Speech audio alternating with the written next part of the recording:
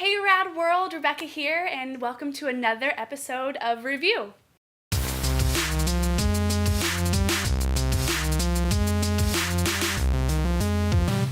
Swiss Army Man with Paul Dano, Daniel Radcliffe, written and directed by Dan Kwan, Daniel Scheinert.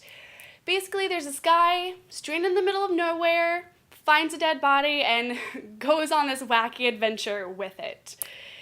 I, to be honest, never heard of these directors or writers, and I did a little research and was pleasantly surprised finding that they had a hand in Children's Hospital, which is a show on Adult Swim.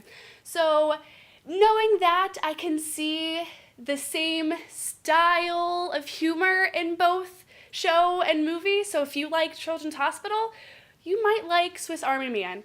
It is very weird. It is not for everybody, but I was pleasantly surprised. In the beginning, you get a good grasp on each character. You are introduced to each character in a timely fashion. It's not too rushed. It's not drawn out. And it was really funny. It got me pumped and excited for the rest of the movie. You get this deep, more serious type character almost with Paul Dano's character, Hank. And then there's Radcliffe's character, Manny, that keeps it lighthearted and doesn't allow it to be too serious. For instance, in the beginning, Hank is trying so hard to be somber and serious and have this moment for himself, but is interrupted by Manny, played by Radcliffe's, farts. And it sounds so dumb, and you feel bad for laughing at all these fart jokes, but the delivery is on point, and they just somehow pulled it off. I don't think anybody else that would have been able to pull it off. I mean, the fart joke drawn out through the whole movie, and there wasn't a moment where I thought to myself, okay, this is a bit much with this crude humor, let's tone it down a bit. There wasn't a moment like that.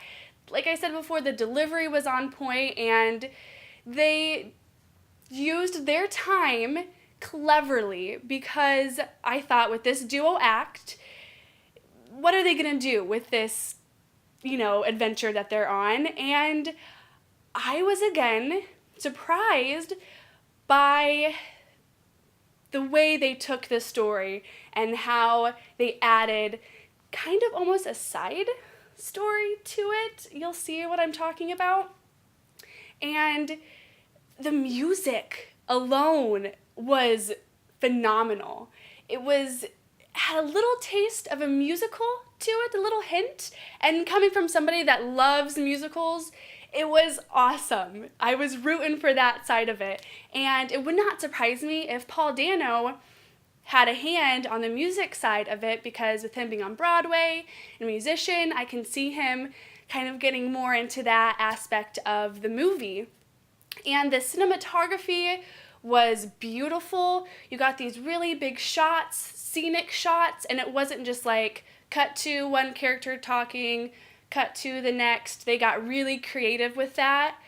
Towards the final act, there was an unexpected turn. Nothing too exciting, but it added just enough meat to the story that I really liked.